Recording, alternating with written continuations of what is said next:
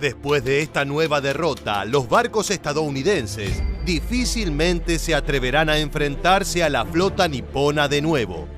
Con esta frase, Adolf Hitler se refirió a la batalla del Mar del Coral, engrandeciendo la figura de sus aliados japoneses. Esta batalla de portaaviones fue parte de una serie de aplastantes victorias que consiguió el Imperio japonés en los primeros meses del Teatro del Pacífico. Luego del ataque a Pearl Harbor, que hoy es recordado como un error que introdujo a Estados Unidos a la guerra, el avance de las fuerzas orientales fue básicamente irrefrenable para los norteamericanos. Filipinas, Malasia, Hong Kong, las Indias Orientales neerlandesas y gran parte de Nueva Guinea cayeron conquistadas por el Imperio del Sol Naciente en pocos meses. Si bien la batalla del Mar del Coral fue una nueva victoria nipona, un grave error de los altos mandos japoneses tuvo en retrospectiva un precio altísimo, hasta el punto que a la larga, el resultado de la batalla desembocó en consecuencias enormemente favorables para los aliados. Pero ¿cómo se desarrolló este enfrentamiento y cuál fue el garrafal error japonés? No te muevas de tu pantalla porque en los próximos minutos te contaremos todo sobre la batalla del Mar del Coral, la primera batalla de portaaviones en la historia. ¿Estás listo? Pues entonces, prepárate para viajar en el tiempo. A principios de 1942, después de una racha de contundentes victorias que le permitieron al Imperio japonés hacerse de gran parte del lejano oriente, los generales japoneses comenzaron a tener una serie de discusiones sobre cuál debía ser el próximo objetivo de sus fuerzas. Algunos indicaron la India o Australia, mientras otros incluso plantearon avanzar hasta Hawái. Finalmente, luego de 2 semanas de deliberación y buscando no perder el momentum, se decidieron a invadir Port Moresby, capital de Papúa Nueva Guinea, para luego continuar con Samoa, Fiji y Nueva Caledonia. Con esta intención lanzaron la Operación Mo, que consistía en desembarcar tropas en Port Moresby, tomar completamente Nueva Guinea y a su vez poner en riesgo a Australia. Bajo el mando del vicealmirante Shigeyoshi Inoue, las fuerzas japonesas reunieron 23 navíos para esta operación, entre ellos 3 portaaviones, 6 cruceros, 7 destructores, 7 submarinos y un petrolero, además de 147 aviones como flota aérea embarcada. Por su parte, los aliados lograron interceptar y descifrar varios mensajes enemigos para enterarse a tiempo de la ofensiva. Si bien no se especificaba el lugar del ataque, el almirante Chester Nimitz, que estaba al mando de la flota estadounidense en el lejano oriente, dedujo que Port Moresby era el objetivo lógico. Para combatir la avanzada nipona reunieron también 23 navíos, 21 norteamericanos y 2 australianos. Entre estos había 2 portaaviones, 6 cruceros, 14 destructores y un petrolero. En cuanto a la aviación embarcada, se movilizaron 36 cazas, 22 torpederos y 70 bombarderos para un total de 128 aviones. Durante los primeros días de mayo, las 2 fuerzas y sus aeronaves se buscaron exhaustivamente en el mar sin encontrarse, a pesar que en un punto estuvieron a solo 100 kilómetros de distancia. Finalmente, la mañana del 7 de mayo en el Mar del Coral empezó la batalla. Casi simultáneamente, aviones de ambos lados detectaron botes enemigos. Japón atacó primero. Con 10 precisas bombas de 250 kilogramos arrasaron completamente un destructor y el buque petrolero. Como respuesta, los bombarderos estadounidenses lograron aniquilar 5 aviones enemigos y posteriormente hundir un portaaviones ligero japonés.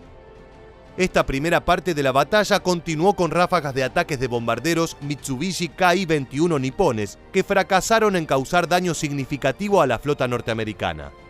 Por el contrario, los aliados lograron derribar al menos 5 de estos aviones con sus cañones antiaéreos. Durante la noche de esa misma jornada y en el medio de un violento temporal, 27 aviones japoneses piloteados por pilotos más experimentados en operaciones nocturnas fueron enviados a atacar a las fuerzas enemigas. 20 de estos se perdieron al ser destruidos por los americanos o al estrellarse mientras intentaban aterrizar. A la mañana siguiente se reanudó el combate. Ambas partes rápidamente se localizaron mutuamente gracias al trabajo de sus aviones. Alrededor de 120 naves despegaron de los portaaviones de cada bando. Esta fue una lucha sumamente desprolija y plagada de errores tácticos, ya que al tratarse de la primera batalla de portaaviones de la historia y el primer enfrentamiento naval donde los buques no veían directamente a sus enemigos, la falta de experiencia jugó un rol importante.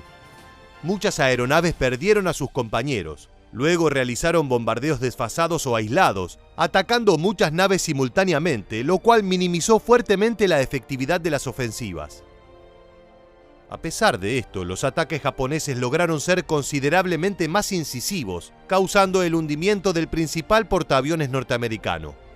Al final de esta nueva jornada, Estados Unidos y los aliados quedaron en una posición de suma inferioridad, desordenados y sin ninguna unidad de relevancia para hacer frente a los invasores. Parecía que la Operación Mo sería un nuevo éxito para el Imperio japonés. Sin embargo, ese día el destino le sonrió a los norteamericanos. El vicealmirante Shigeyoshi Inoue cometió un error garrafal. Creyendo que los norteamericanos eran mucho más numerosos y poderosos de lo que realmente eran en ese momento, ordenó retirarse hacia la Micronesia, cancelando la operación por temor a una derrota. En resumen, la batalla del Mar del Coral le dejó a Japón un saldo de un portaaviones ligero hundido, más de 900 muertos y al menos 77 aviones derribados. Por su lado, los aliados perdieron un destructor, un petrolero, un moderno portaaviones, 70 aviones y 660 hombres. Si bien el enfrentamiento fue un nuevo golpe a las expectativas de la flota estadounidense, que volvió a mostrar falencias graves de organización y efectividad, el resultado fue increíblemente positivo en perspectiva, ya que lograron evitar la caída de Port Moresby. Como era usual, ambos bandos reclamaron la victoria. El New York Times incluso anunció que más del 75% de los buques nipones presentes en la batalla fueron hundidos o dañados, mientras la prensa japonesa habló del pánico presente en la armada estadounidense. Poco después, el Imperio japonés realizó un ataque terrestre para conquistar Port Moresby, que derivaría en la batalla del Camino de Kokoda, en la cual las fuerzas aliadas prevalecieron. Al mismo tiempo, la capacidad de interceptar códigos y mensajes enemigos seguiría siendo una constante que resultó absolutamente fundamental para Estados Unidos, no solo en esta ocasión, sino en toda la guerra y especialmente en un enfrentamiento muy cercano y trascendental, la Batalla de Midway.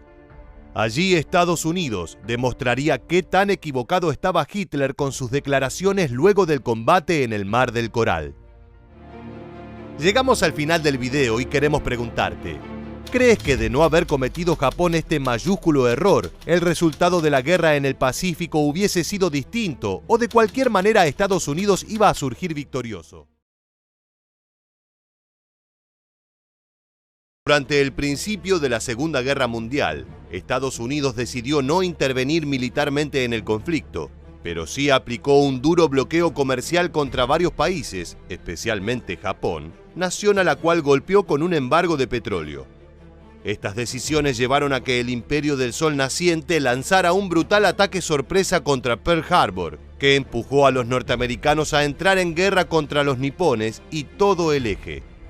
Entre 1940 y 1942, el Imperio del Japón se extendió rápidamente por las aguas del Pacífico, y la Marina Real nipona, al mando del almirante Yamamoto, se comportaba como un imparable tsunami que arrastraba delante de sí todas las defensas posibles que urdían los norteamericanos.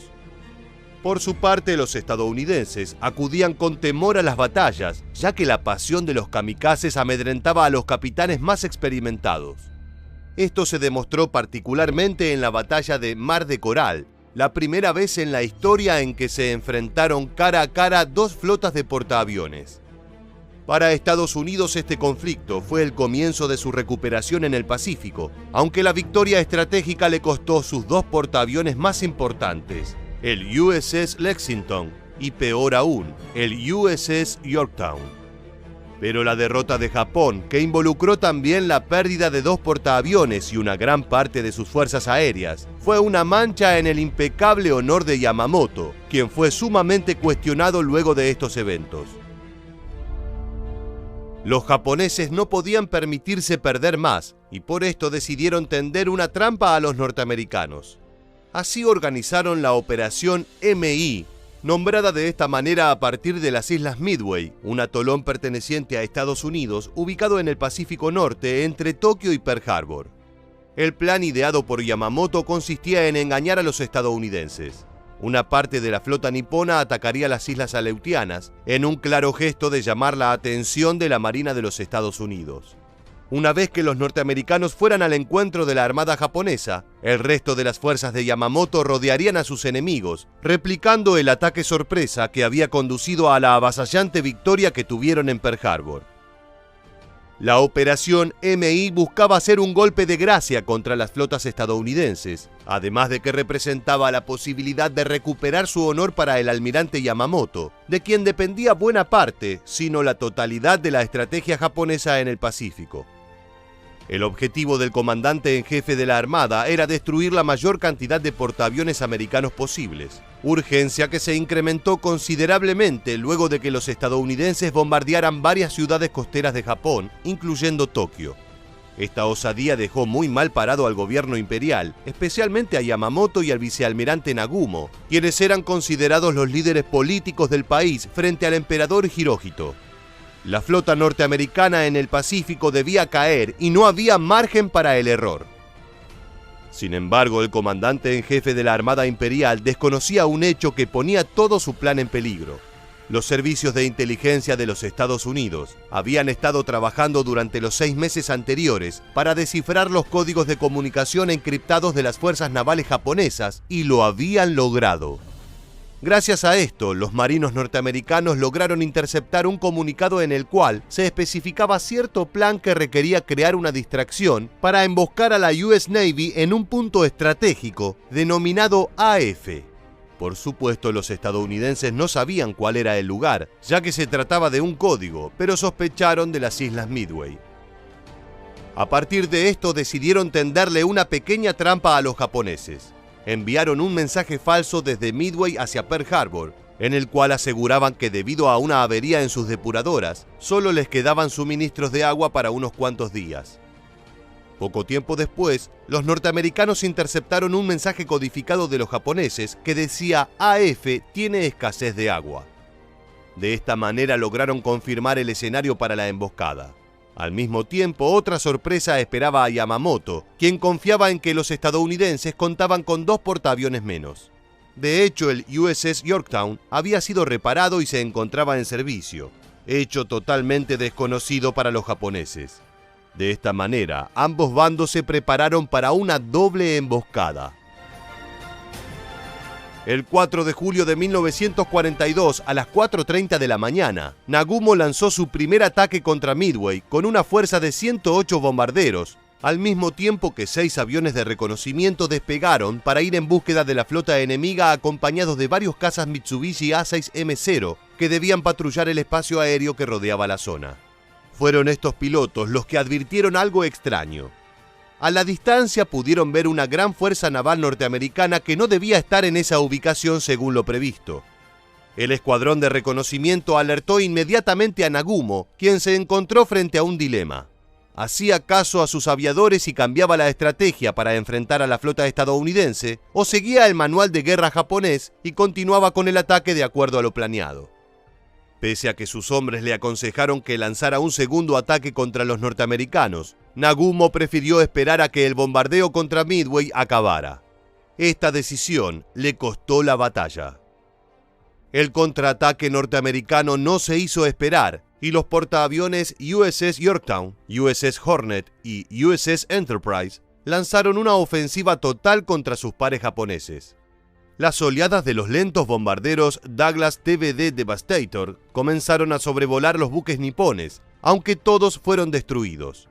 No obstante, la defensa le costó a la Armada Imperial su posición estratégica, ya que debieron navegar en círculos para evitar a los aviones estadounidenses, al mismo tiempo que la mayoría de los cazas Mitsubishi Zero agotaron sus municiones, así como sus reservas de combustible. De esta manera, los portaaviones de Nagumo quedaron sin escolta, totalmente desprotegidos. Un segundo ataque norteamericano llegó en ese momento, asestando un brutal golpe contra los japoneses, cuyos aviones de reserva se encontraban aún en la cubierta de despegue, preparándose para el contraataque. Para las 10 de la mañana, las aeronaves norteamericanas ya estaban bombardeando los portaaviones Kaga y Akagi, fundamentales para la armada japonesa. El ataque fue devastador. Pese a que duró tan solo 6 minutos, 3 de los 4 portaaviones nipones quedaron fuera de combate, algunos con grandes averías, otros completamente hundidos. El único buque restante, el Hiryu, contraatacó al USS Yorktown, que sufrió daños, pero gracias a un enorme esfuerzo fue reparado en 1 hora. Los marinos de Nagumo no contaban con esa impresionante capacidad de reposición, por lo que al ver al Yorktown reparado, creyeron que se trataba del USS Enterprise y volvieron a atacarlo. Esto permitió que el verdadero Enterprise lanzara una ofensiva que destruyó al Hiryu, último portaaviones activo de la Armada Imperial Japonesa.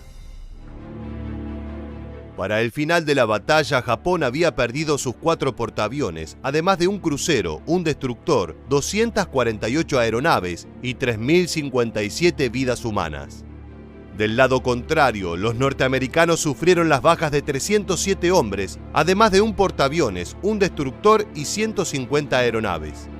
Esto dejó al Imperio del Japón con una flota mínima comandada por 2 portaaviones restantes, lo que detuvo su expansión por el Pacífico y supuso el cambio de la marea en la guerra, permitiendo que los norteamericanos presionaran más y más cerca de las costas de Tokio.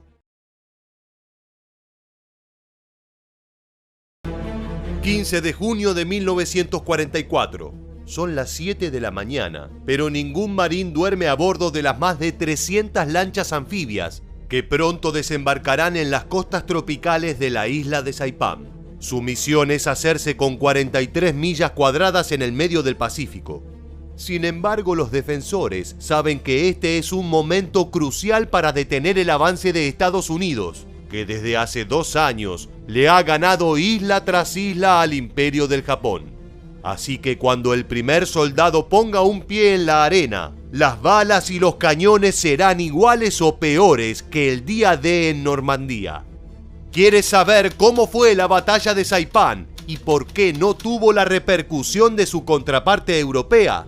Si es así, ponte cómodo y únetenos para revivir una de las batallas más brutales de la historia. ¿Estás listo? Pues entonces, prepárate para viajar en el tiempo. En 1899, y a pesar de la ocupación estadounidense, España le vendió la isla de Saipán a Alemania. Luego el Tratado de Versalles le otorgó ese territorio del Pacífico al Imperio del Japón. Así que cuando la Segunda Guerra Mundial llegó a un punto de inflexión en 1944, el país de Franklin D. Roosevelt se encontró nuevamente frente a la tarea de dominar la isla. Al sur de Japón, ese rincón del mundo era el que pondría a sus nuevos bombarderos B-29 a tiro de Tokio. Por lo tanto, tras la conquista de las Islas Marshall en 1944, Estados Unidos puso el ojo en el archipiélago de las Marianas, conformadas por la mencionada Saipán, Guam y Tinian. La Operación Forager movilizó más de 127.000 tropas y 600 barcos hacia aquella zona, bajo la guía del almirante Raymond Spruance, el vicealmirante Richmond K. Turner y el general Holland Smith. Saipán debía caer primero, Guam y Tinian a continuación. Pero la invasión a las islas restantes se postergó debido a lo que ocurrió en la primera. Ahora sí, vayamos a los hechos. Desde febrero los asaltos aéreos habían neutralizado casi por completo los muelles y aviación japoneses. Ya el 13 y 14 de junio hubo tareas de reconocimiento y bombardeos navales. Un día más tarde, a las 7 de la mañana, 8.000 marines desembarcaron de sus más de 300 vehículos anfibios. 11 barcos de apoyo cubrían su avance, pero las dificultades aparecieron de inmediato. La artillería japonesa, que había puesto banderas para indicar las distancias, destruyó cerca de 20 tanques anfibios. La fuerza de 32.000 hombres, comandada por el general Yoshitsugu Saito, era más grande de lo que la inteligencia estadounidense había calculado. Tras sufrir 2.000 bajas, al anochecer, la segunda y la cuarta división de marines lograron una cabecera de playa de 10 kilómetros de ancho y 1 kilómetro de profundidad.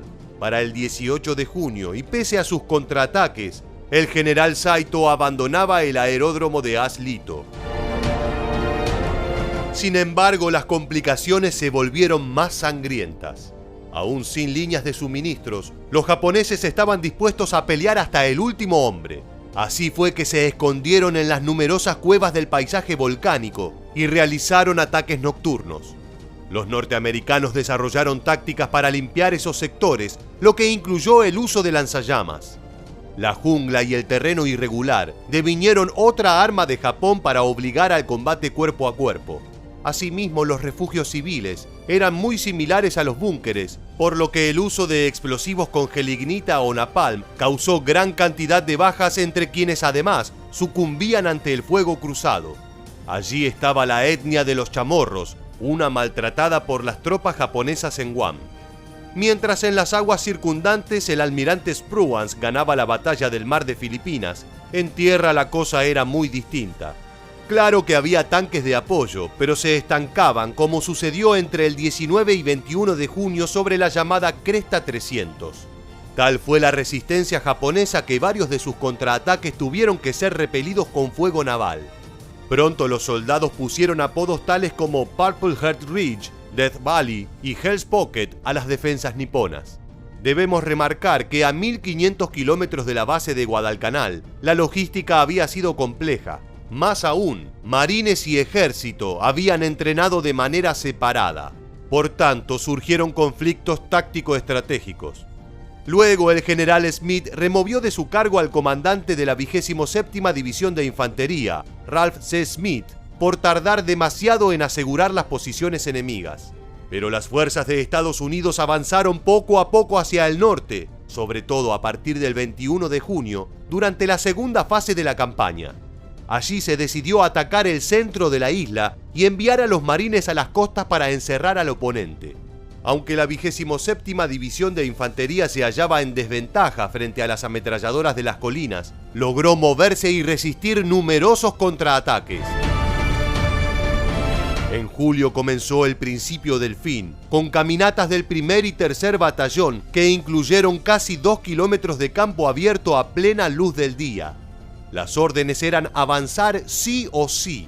Los huecos entre unidades se llenaron con armas antitanques. La 4ª División de Marines penetró las líneas enemigas hacia Marpay Point, la última parada. Finalmente los grupos se atrincheraron. El general Saito ordenó una masiva carga Banzai. Al amanecer del 7 de julio, más de 3000 soldados japoneses, cientos de heridos y hasta civiles armados con cañas de bambú produjeron la carga de bayonetas más grande del Pacífico. En 15 horas, se llevó la vida de más de 650 americanos, pero terminó con 4000 muertos propios. El 9 de julio, la batalla llegó a su fin. Al día siguiente, Saito se suicidó mediante el ritual de Harakiri y tuvo un funeral con honores militares por parte de los americanos. 3 estadounidenses recibieron la medalla de honor por repeler sus últimos asaltos. Muchos japoneses yacían muertos en las cuevas, víctimas de sus propias granadas. No obstante, Sakae Oba, capitán de 30 años, evadió por más de 500 días al ejército aliado junto con 50 soldados y 200 civiles. Se entregó en diciembre de 1945, 3 meses después de la rendición de Tokio. En total, Japón tuvo alrededor de 29.000 muertos, más de 5.000 de ellos por suicidio, y sufrió la captura de 921 hombres. Por otro lado, 7.000 civiles japoneses perdieron la vida. Miles de ellos se arrojaron al vacío debido a la propaganda nipona, que afirmaba que los americanos los asesinarían. Si se suman las muertes de chamorros, coreanos y okinawenses, las bajas civiles llegan a 22.000. En cambio, Estados Unidos acabó la batalla con alrededor de 3.400 fallecidos y 13.000 heridos. Gracias a la victoria en Saipán, la primera en suelo japonés, sus fuerzas conquistaron las islas de Guam, Tinian, Peleliu y Angaur de forma sucesiva. Además, el primer ministro de Japón, Hideki Tojo, tuvo que renunciar. Sus declaraciones públicas en las que afirmaba que Estados Unidos nunca tomaría Saipán lo habían condenado. Ahora bien, ¿por qué esta batalla fue olvidada? El motivo se halla en la geografía. El público americano no tenía en claro cómo eran las islas del Pacífico, al revés de lo que sucedía con locaciones como Roma o París. El veterano Ed Ferra lo explicó así: hubo más énfasis en la guerra de Europa que en la del Pacífico, porque estábamos en islas de las que nadie había oído hablar. Nos alejamos del teatro del Pacífico, no sin antes cerrar el video con una pregunta. ¿Crees que Estados Unidos debió atacar otra de las Islas Marianas antes que Saipán? Déjanos tu comentario en la bandeja aquí debajo. También te invitamos a suscribirte y activar las notificaciones para conocer muchos más sucesos militares que dejaron su huella en la historia. Muchas gracias por acompañarnos y hasta el próximo video.